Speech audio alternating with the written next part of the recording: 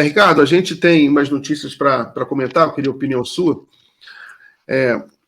Primeiro, vamos um comentário sobre a notícia capa do dia, que é essa notícia do Dallagnol, né, que foi publicada no Metrópolis, que é o seguinte: o Dallagnol trocou mensagens com colegas procuradores sobre a Petrobras e sobre a JF. A matéria traz mensagem relativa a esses dois assuntos. Em relação à Petrobras, ele demonstra preocupação, junto com seu colega, que os recursos, né, do acordo de leniência vá para a Petrobras e sejam fiscalizados pelo TCU. Né? Aí ficou aquela sombra. Por que ele está preocupado com esses recursos? O que ele tem a ver com isso? Né? Que ele é preocupado que esses recursos vão ser fiscalizados pelo TCU. Mais uma sombra aí sobre o Dallagnol. A gente sabe muito bem todo o rolo que teve com esses recursos de leniência, estão sendo investigados pelo CNJ, tentar o fundo Dallagnol, que até hoje ele não conseguiu explicar, está sendo investigado, que ele queria montar um fundo lá de 2 bilhões de reais controlados por ele. E tem outro assunto aí que eu achei muito grave, em que ele, conversando com lá um amigo dele, procurador, ele praticamente torce pela destruição da JF, né? Em que ele fala com o amigo dele, vai que os Estados Unidos, vai que a gente aplica uma multa de 6 bilhões de reais ou de dólares, e os Estados Unidos aplica de 60, aí vai passar vergonha, né? Aí é uma coisa chocante, Ricardo, porque é uma falta de noção tão grande em relação a uma empresa que emprega dezenas de milhares de pessoas, né? A gente já viu isso, né? Não é a primeira vez que a gente vê esses diálogos em relação a essa despreocupação total, essa leveza com que ele trata de empresas que são corporações imensas, são importantes para a economia nacional, né? A JF é a maior empresa de carnes do Brasil, maior do mundo, para falar a verdade. E você sabe que os Estados Unidos é um grande produtor de carne, compete com a JF. Agora a JF cresceu tanto que até comprou as empresas lá. Mas interessaria para os Estados Unidos quebrar a JF, né, para os Estados Unidos dominar. Inclusive, veriam para cá, uma empresa americana dominaria o mercado nacional de carne. Mas, enfim, qual a opinião sobre mais essa estrepolia aí da Lava Jato? A Lava Jato, Miguel, ela claramente é uma quadrilha montada para lucrar em cima da destruição do patrimônio nacional, seja ele público ou privado, em função dos interesses estrangeiros. Não existe dúvida em relação a isso. Está registrado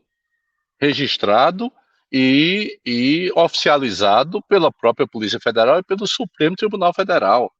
A grande questão é que essa quadrilha, ela não é julgada, ela não é punida. Como é que você age em nome do Estado brasileiro, como um agente público? Você prepara uma armadilha para poder destruir o próprio país e lucrar com isso. A destruição da Petrobras, evidentemente, só interessava às nações estrangeiras, particularmente aos Estados Unidos. Isso foi combinado. Evidentemente que foi combinado. Não existe força no Brasil capaz de unir a elite empresarial, como uniu com o lavajatismo, a mídia, o Ministério Público e o Judiciário. Não existe. A única força com capacidade de, direto ou indiretamente, costurar isso, efetivamente, era o Departamento de Justiça americano, que é o que aconteceu.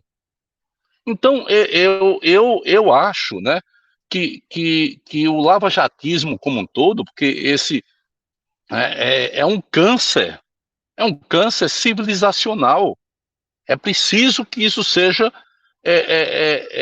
encarado de frente. O Brasil não pode varrer, como fez durante toda a sua história, varrer para baixo do tapete. Sempre tudo aquilo que as elites fizeram, né, contra o povo, contra o país, contra o interesse nacional, contra a nossa soberania. Tudo historicamente foi colocado embaixo do tapete. Nós não podemos mais uma vez fazer isso, né? E acho, sinceramente, que esse câncer ele saiu, né, como se fosse uma metástase, em outras partes, no Rio de Janeiro, em Minas Gerais, na Paraíba.